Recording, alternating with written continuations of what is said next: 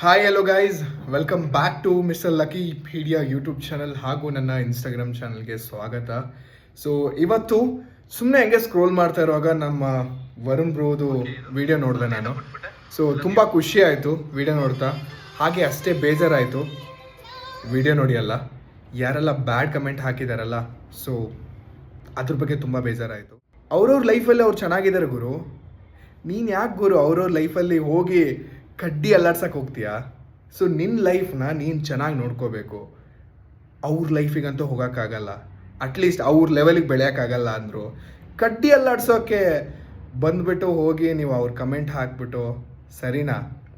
ಸುಮ್ಮನೆ ಏನು ಕೆಲಸ ಇಲ್ಲ ಅಂದ್ಬಿಟ್ಟು ನೀವು ಕಮೆಂಟ್ ಹಾಕ್ತೀರಾ, ಏನೋ ಒಂದು ಗೊತ್ತಿಲ್ಲ.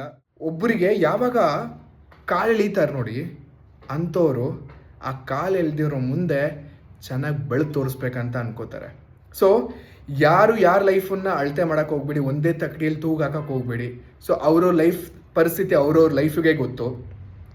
ಸೊ ನನ್ನ ಅಭಿಪ್ರಾಯ ಪ್ರಕಾರ ನಾನು ಯಾರಿಗೂ ಬ್ಯಾಡ್ ಕಮೆಂಟ್ ಹಾಕಕ್ಕೆ ಹೋಗಲ್ಲ. ಬ್ಯಾಡ್ ಕಮೆಂಟ್ ಅನ್ನೋಕ್ಕಿಂತನೂ ಚುಡಾಯಿಸೋ ವಿಚಾರ ಆಗಿರ್ಬೋದು, ಅವ್ರವ್ರ ಲೈಫಲ್ಲಿ ಇನ್ಕಿ ಒಳ್ಳೇದಾಗುತ್ತೆ ಅನ್ನೋದನ್ನ ಒಂದು ಅಪ್ರಿಷಿಯೇಟ್ ಮಾಡೋದು ಬಿಟ್ಟು ಅವಳಿಂದ ಬೆಳೆದ, ಇವರಿಂದ ಬೆಳೆದು, ಇವನಿಂದ ಅವಳು ಬೆಳೆದ್ಲು, ಯಾಕೆ ಗುರು? ಅವ್ರವ್ರು ಚೆನ್ನಾಗಿದ್ದಾರೆ, ಅವ್ರವ್ರು ಚೆನ್ನಾಗಿರಕ್ಕೆ ಬಿಡಿ. ಸೊ ನಿಮ್ಮಿಂದನೇ ಈ ಥರ ಇಂಟರ್ ಕ್ಲಾಶ್ ಆಗೋಕ್ಕಿಂತ ಬದಲು ಅವ್ರನ್ನ ಅವ್ರ ಪಾಡಿಗೆ ಬಿಡಿ. ಸೊ ಅವ್ರ ಪಾಡಿಗೆ ಚೆನ್ನಾಗಿ ಇಬ್ಬರು ಬೆಳೀತಿದ್ದಾರೆ, ಅವ್ರವ್ರ ಪಾಡಿಗೆ ಅವ್ರವ್ರು ಇಬ್ಬರು ಚೆನ್ನಾಗಿ ಬೆಳ್ಕೊಂಡು ಹೋಗ್ತಾ ಇದ್ದಾರೆ.